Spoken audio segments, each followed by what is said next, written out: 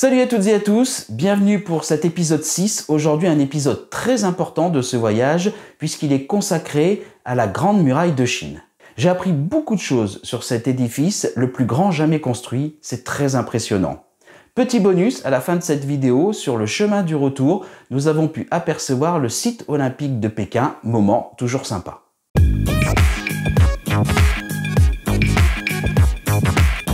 Nous voici maintenant arrivés à un très grand moment de ce voyage avec la muraille de Chine. Étant donné sa proximité avec Pékin, la Grande Muraille de Chine est un élément essentiel de toute visite dans la capitale chinoise. La Grande Muraille de Chine est l'une des structures les plus célèbres du monde entier. Construite pendant des siècles par les empereurs chinois pour protéger leur territoire, elle s'étend sur des milliers de kilomètres le long de la frontière historique au nord de la Chine. Bien que sa construction soit généralement associée au premier empereur de la dynastie Qing, le mur que les touristes voient aujourd'hui date en grande partie de la dynastie Ming. La plupart des gens pensent que cette merveille du monde est l'une des seules structures artificielles visibles depuis l'espace, ce qui est complètement faux. Même si elle est très longue, elle est aussi très étroite et vue du ciel, sa couleur se mêle facilement avec celle du sol qui l'entoure, ce qui rend difficile de la discriminer à l'œil humain, même depuis une orbite basse. Cependant, cela n'enlève rien à l'émerveillement que suscite cette étonnante structure ancienne. La Grande Muraille symbolise à la fois la puissance du peuple chinois. En effet, il s'agit du plus grand ouvrage d'architecture jamais construit par l'homme. Symbolise également son sens du sacrifice, puisque le chantier aurait coûté la vie à des centaines de milliers de personnes. Cela symbolise aussi son combat contre les invasions des peuples nomades du Nord, et enfin, ça symbolise son unité. Quand on est face à cette Grande Muraille de Chine, c'est une véritable leçon d'humilité face à l'ampleur de cette merveille architecturale. Le panorama à lui seul vaut le détour grâce à ses vues imprenables qui s'étendent sur des centaines de kilomètres.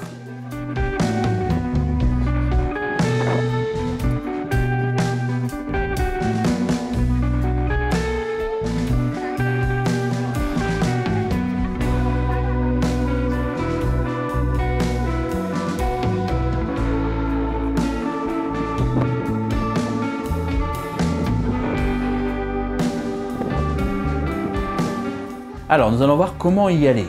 Ce qu'il faut déjà comprendre, c'est qu'il n'y a pas de point d'entrée pour cette Grande Muraille de Chine, mais une série d'endroits qui sont répartis le long des 8500 km et qui sont aménagés pour les touristes. Les sections de Badaling et Mituanyu sont les plus proches de Pékin et ceux évidemment les plus populaires. Si vous trouvez toute cette logistique un peu compliquée, ce qui peut se comprendre, le bon compromis c'est de prendre une excursion à la journée, c'est ce que nous on a fait, qui prend en charge le trajet l'aller-retour entre votre hôtel et la section choisie.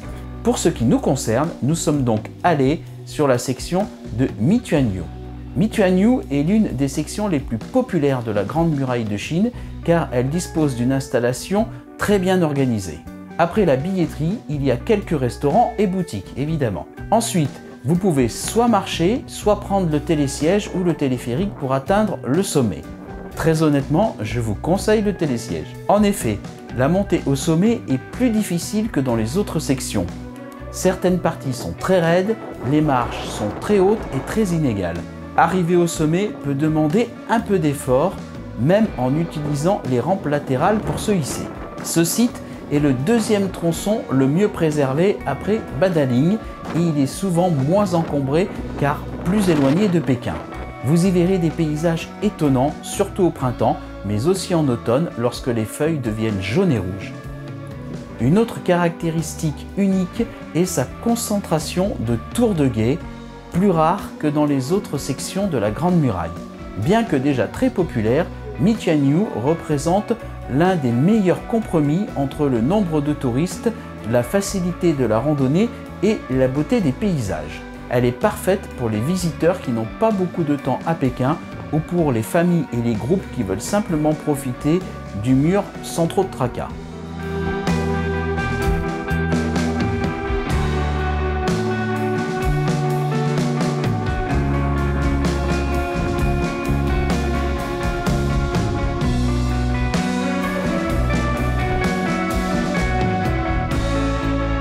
Pour redescendre après jusqu'à l'entrée, vous avez la possibilité d'emprunter un long et incroyablement drôle toboggan.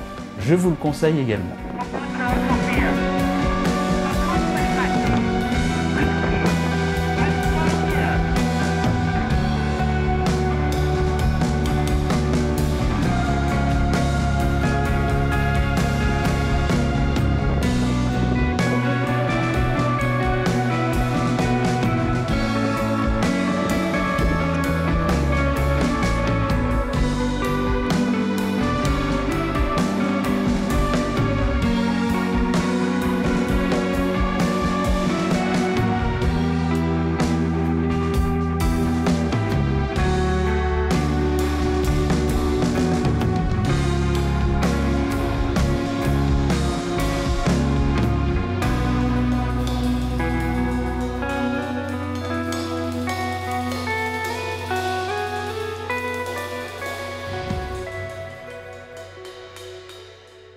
Sur la route du retour de cette grande muraille de Chine, nous avons pu apercevoir le site olympique de Pékin 2008 avec son célèbre nid d'oiseaux et le stade national de Pékin.